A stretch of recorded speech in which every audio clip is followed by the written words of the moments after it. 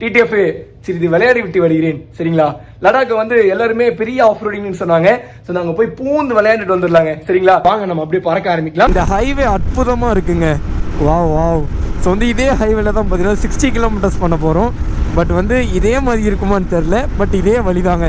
நேராக நம்ம பாட்டுக்கு போயிட்டே இருக்கலாம். இப்படி இருந்தால் ஹைதராபாத் ஜொயின்னு போயிடலாம் போலையேங்க.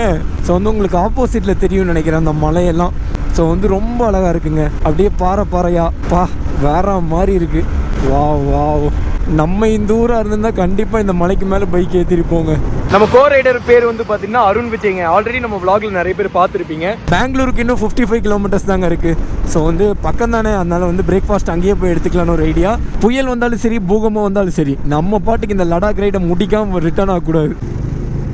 ஏய் வண்டி சரி வெறி ஆகிட்டேங்க. அந்த ஒரு செகண்டு நான் விட்ட கத்திருப்பேன்.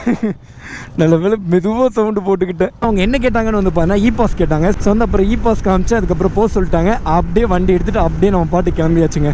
நம்ம வந்து பெங்களூருக்கு வந்து ரீச் ஆயாச்சுங்க. பெங்களூரில் சரியான டிராஃபிக்குங்க. சரியான ஒரு சம்பவம் ஆகி போச்சு. என்னென்னு வந்து பார்த்தீங்கன்னா நம்ம கூட வந்த கோ ரைடரோட பைக் மறுபடியும் பஞ்சர் ஆகிடுச்சு. ஹேய் என்னப்பா படிக்கட்டு வருது, இதில் ஏறி போக சொல்லுது. கூகுள் மேப்புக்கு ஒரு மனசாட்சியே இல்லைங்க. 1 hour ஆகுமா? போச்சு போங்க. இந்த வீடியோட கண்டினியூஷன் வந்து பார்த்தீங்கன்னா எபிசோட் 2ல வந்துடும். ஸோ வந்து மறக்காம செக் பண்ணி பார்த்துக்கோங்க. லவ் அண்ட் சப்போர்ட்டை வந்து கிள்ளி தராமல் அள்ளி அப்புங்கள்.